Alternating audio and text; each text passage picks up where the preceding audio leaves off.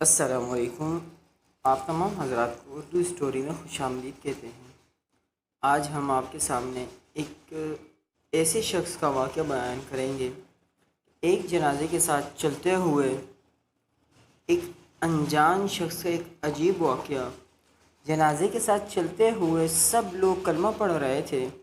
جنازہ گاہ ابھی کچھ فاصلے پر تھی، تبھی مجھے اپنے ساتھ چلتے ہوئے شخص کی دھیمی مگر صاف آواز سنائی دی، یا اللہ اسے بے حساب اجر دینا، اللہ اسے بے حساب اجر دینا۔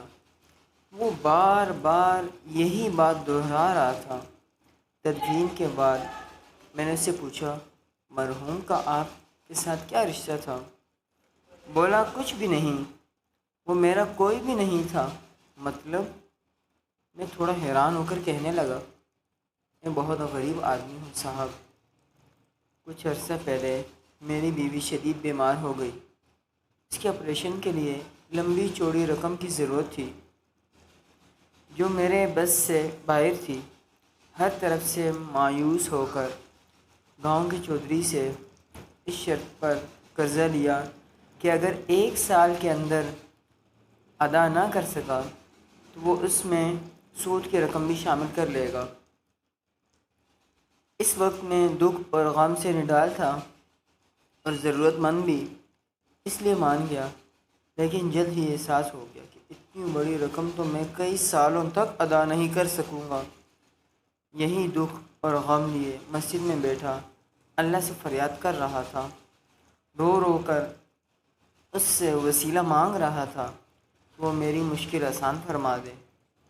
یہ مرحوم قریب ہی بیٹھا نماز پڑھ رہا تھا۔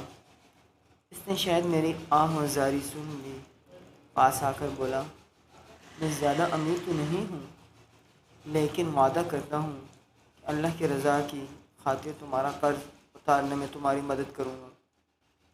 اور پھر اس نے اپنا وعدہ پورا کیا۔ اللہ کا فرمان ہے کہ کسی کے قرض کا بوجھ اتارنے والے کو 18 گنا زیادہ ثواب ملے گا۔ تو میں اللہ سے دعا کر رہا تھا کہ اسے بغیر گنے بے حساب اجر عطا فرمائے۔